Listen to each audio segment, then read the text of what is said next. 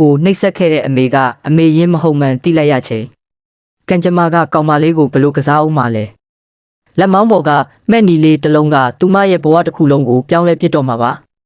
အင်ဖော်မေရဲ့ရက်စက်မှုတွေအောက်မှာကလေးဖြတ်ချဖို့အထိအတင်းအကျပ်ဖိနှိပ်ခံခဲ့ရတဲ့သူမဟာ DNA စစ်တမ်းကိုမြင်လိုက်ရတဲ့အချိန်မှာတော့တကဘာလုံးပြိုလဲသွားတယ်လို့ခံစားလိုက်ရပါတယ်ငါမိဘအရင်တွေကငါ့ကိုမလိုချင်လို့စွန့်ပစ်ခဲ့ကြတာလားဆိုတဲ့အတွေ့နဲ့တရားတွေထပ်ခဲ့ရတာပေါ့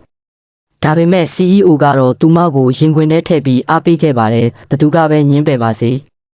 ငါနဲ့ငါတို့ရင်သွေးလေးကတော့မင်းကိုဘယ်တော့မှစွန့်ပစ်မှာမဟုတ်ဘူးပါဆိုတဲ့ကတိစကားကသူမအတွက်တော့တခုလေးတော့မျှော်လင့်ချက်ဖြစ်ခဲ့ပါတယ်အဲ့ဒီအချိန်မှာပဲ CEO ရဲ့စစ်ဆက်ထားသူကောက်ကျစ်တဲ့မိန်းကလေးရဲ့အမေဖြစ်တဲ့တထေးကတော့ကြီးကနိုင်ငံခြားကနေပြန်ရောက်လာပါတယ် CEO ကတော့သူ့မှာဇနီးရှိနေပြီဖြစ်ကြောင်းဝန်ခံပြီးရော်ကြေးပေးဖို့ပြင်ဆင်ထားပေမဲ့တထေးကတော့ကြီးကတော့သူမရဲ့သမီးကအကျဉ်းစာရိတ္တမကောင်းတာကိုသိလို့ CEO ရဲ့ရွေးချယ်မှုကိုတောင်ချီးကျူးခဲ့ပါတယ်တကယ်တော့သူမလာရတဲ့အကြောင်းရင်းက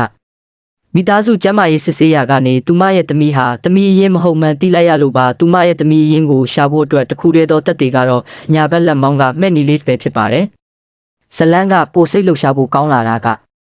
CEO ရဲ့အဖေဥက္ကဋ္ဌကြီးဟာတရင်ကြချင်းအိမ်ကိုဒေါသတကြီးရောက်လာတာပါ CEO ကသူ့ဇနီးကိုဒုက္ခပေးတော့မယ်အထင်နဲ့အပြေးလွှားတားဖို့သွားပေမဲ့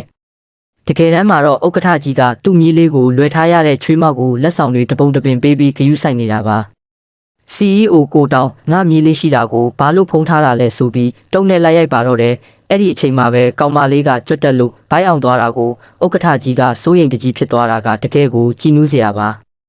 အရာအလုံးကပျော်ရွှင်စရာဖြစ်နေချိန်မှာပဲ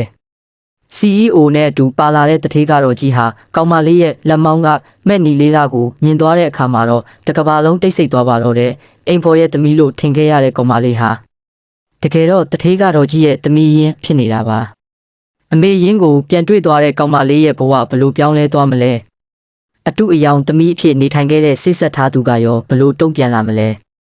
ဒီအပိုင်းလေးကိုသဘောကျရင်အသေးပေးပြီး follow လုပ်ထားကြအောင်နော်စိတ်ဝင်စားစရာကောင်းတဲ့အပိုင်းကို part ကိုမကြခင်တင်ဆက်ပြီးတော့မှမို့လို့ comment မှာ part လို့ရေးပေးခဲ့ပါ